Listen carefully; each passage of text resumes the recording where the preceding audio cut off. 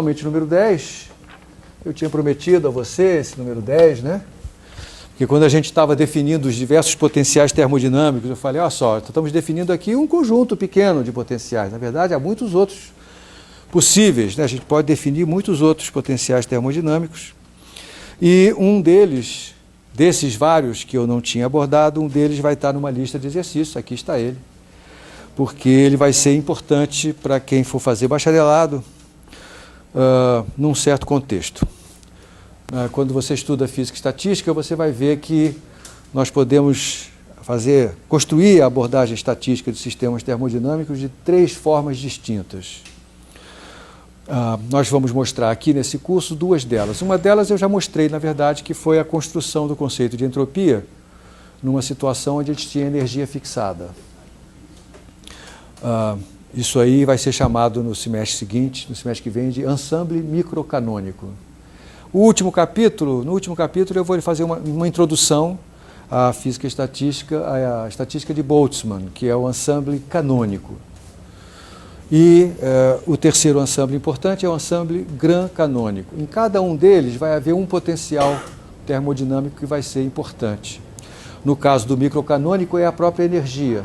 No caso do canônico, da estatística de Boltzmann, vai ser a energia de Helmholtz. E no caso do gran-canônico vai ser este indivíduo que eu vou apresentar a você agora, que é o grande potencial. O grande potencial é uma transformada de Legendre da energia, como todos os potenciais termodinâmicos. E é a transformada na qual eu troco de variável livre de S para T e troco de N para μ. Então, as variáveis independentes desse grande potencial são T, μ e V. Né? O volume não sofreu nenhuma transformada de Legendre, então ele continua. Então, a primeira coisa, escrever a identidade termodinâmica para esse bicho aí. É brincadeira de criança, não é verdade? Será que você sabe fazer isso rapidinho? É, diferencial disso aqui, né? Então isso aqui é du menos TdS menos SdT menos μdN menos Ndμ. du é TdS menos PDV mais μdN. O TdS mata esse, o μdN mata esse, fica menos PDV menos SdT menos Ndμ. Aí está a identidade termodinâmica para o grande potencial. Eu estou lendo, portanto, que em termos de uma derivada do grande potencial, a pressão é menos dφ dV quando T e μ são fixados. E assim por diante. Agora você pode construir um outro quadrado termodinâmico envolvendo o φ. Né? Bom, depois, vamos provar que para um sistema em equilíbrio térmico difusivo com um reservatório que pode fornecer tanto energia quanto partículas, φ tende a decrescer. Essa demonstração eu já fiz 2 vezes, vamos fazer a terceira. Né? Então eu tenho aqui um sistema de interesse em contato com um reservatório que fornece energia e partículas. Tá certo? A segunda lei me diz que a entropia desse conjunto deve ser maximizada. O estado de equilíbrio é o estado que maximiza, que torna máxima a entropia do universo. Tá certo? Por outro lado, a variação de entropia infinitesimal vai ser sempre a variação de entropia do sistema de interesse, isso aqui é total, mais a variação de entropia do reservatório. E o reservatório a sua entropia vai mudar porque ele vai trocar energia e partículas com o sistema. Acontece que quando ele sofre uma variação do número de partículas dnr, o sistema sofre uma variação de partículas dn de tal maneira que a soma dá 0. Mesma coisa com a energia.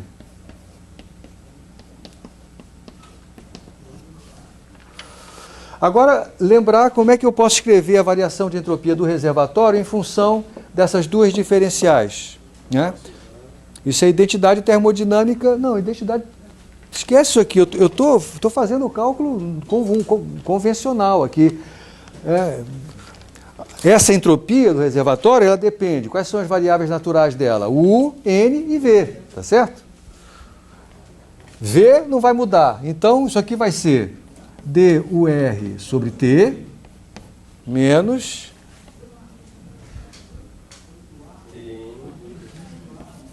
μ sobre T dNR. Tá certo?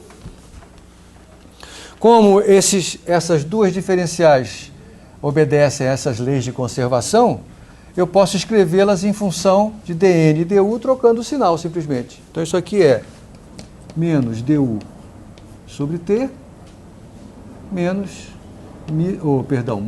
μ sobre T dN. Agora eu jogo isso aqui em cima. Então, eu fico com a variação de entropia total igual a variação de entropia do sistema menos du sobre T mais μ sobre T dN. Aí a maneira mais fácil da gente chegar à conclusão final é eu fatoro esse 1 sobre T e fica T ds menos du mais μ dN. Tá certo?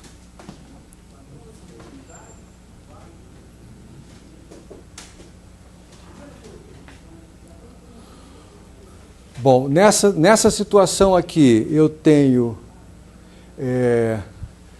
com a temperatura fixada, então isso aqui vai dar dφ é du menos TdS menos μ dN. du menos TdS menos μ dN, e isso aqui é exatamente menos dφ. Isso aqui tem que ser maior ou igual a zero. Logo,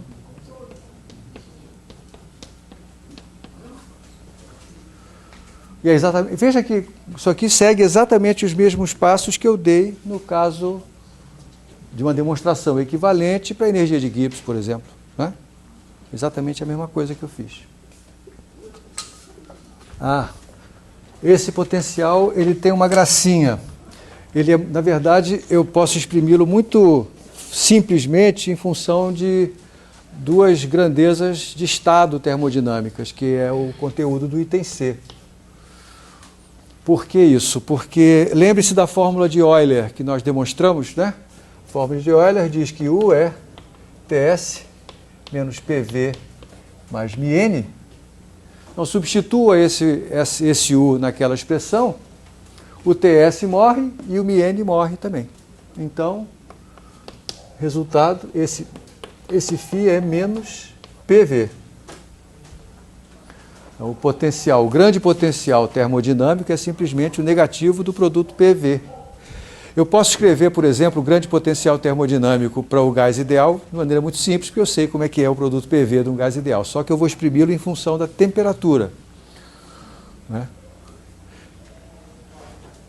Está aqui. E de N. O que mais?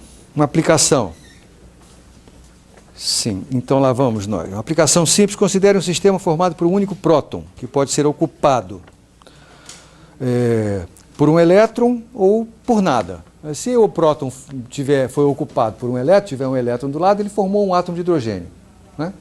Ou então ele pode estar solteiro. Ele tem essas duas possibilidades. Então eu tenho um sistema que pode estar ocupado, então, próton pode estar ocupado, significa que ele formou um átomo de hidrogênio, ou então desocupado significa que ele é um próton solitário. E aí, aqui eu vou escrever a energia desse sistema nos dois casos. Se ele está desocupado, eu vou chamar de zero essa energia. Se ele está ocupado por um elétron, ele está formando um átomo de hidrogênio, a energia do estado fundamental do átomo de hidrogênio é menos 13,6 eletronvolts. Isso são elementos que são dados por você.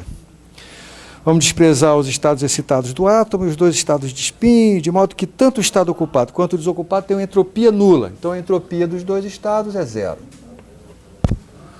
Na realidade não é zero o estado ocupado, porque o elétron pode ter spin para cima ou spin para baixo, então nós temos dois estados distintos.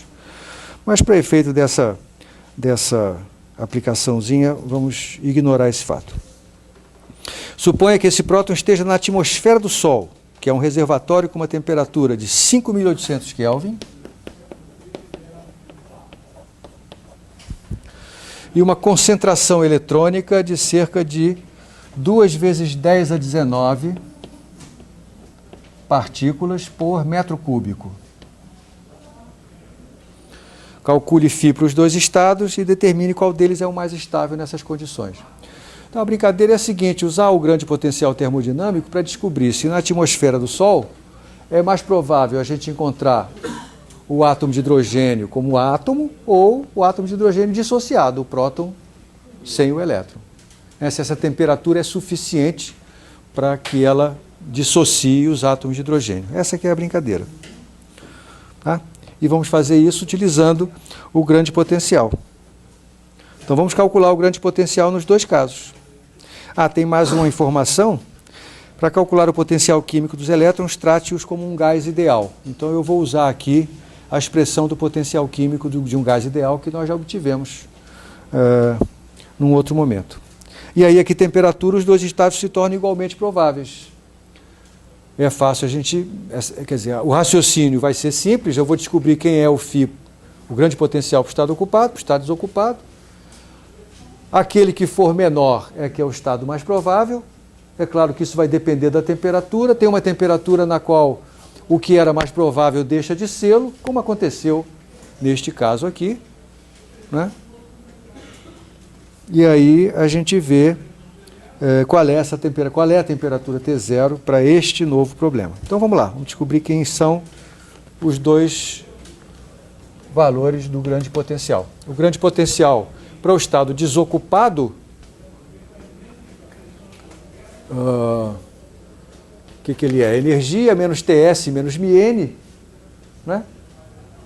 Então, a energia é zero, S é zero, N é zero, não tem partícula, tá certo? Então, isso aqui é zero. Para o estado ocupado, U é menos 13,6 em eletronvolts. A entropia continua sendo zero, então esse termo não vai aparecer. Então você diz, ué, e quando é que vai aparecer a temperatura? A temperatura vai aparecer aqui, porque o potencial químico de um gás ideal depende da temperatura. Então isso aqui vai dar menos 13,6 menos μ, potencial químico de um gás ideal, vezes N, que é 1. Está ocupado por uma partícula. Eu escrevi aqui o potencial químico de um gás ideal, ele é kT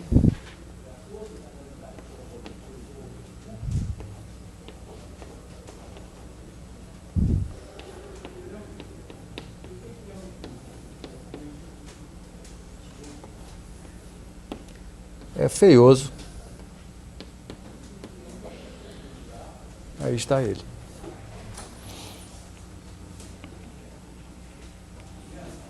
Bom, a primeira pergunta é, nessas condições aqui do Sol, qual é o estado mais estável, né? Então eu tenho que descobrir quanto vale o grande potencial para o estado ocupado. Aí tem uma conta para fazer, né? Eu tenho a temperatura, 5.800.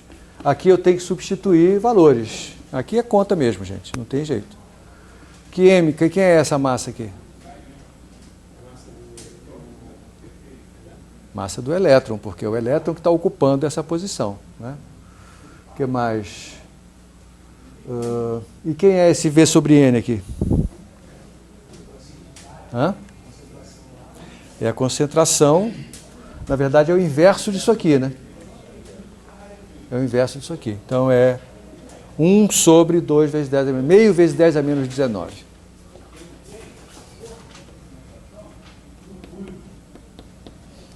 E aí, conta. Sem muita graça. Isto aqui vai dar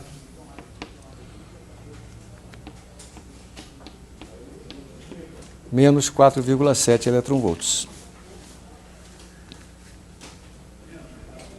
mostrando para a gente que, bom, o estado ocupado é o estado que tem o grande potencial menor possível. Então, na atmosfera do Sol, nós vamos ter o hidrogênio atômico. Ele tem maior probabilidade de existir do que o hidrogênio dissociado. A pergunta: a que temperatura nós temos a igualdade entre esses dois grandes potenciais?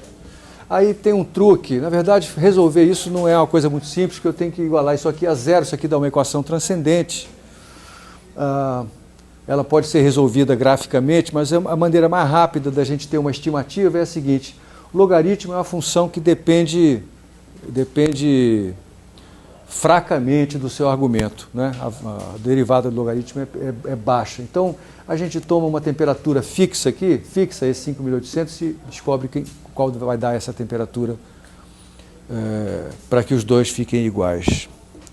Essa é uma maneira da gente estimar esse valor. Outra vez, Eric, claro, primeiro chute. Se eu quiser um chute mais apurado, eu sei como fazer, né? Mas é só isso que eu queria.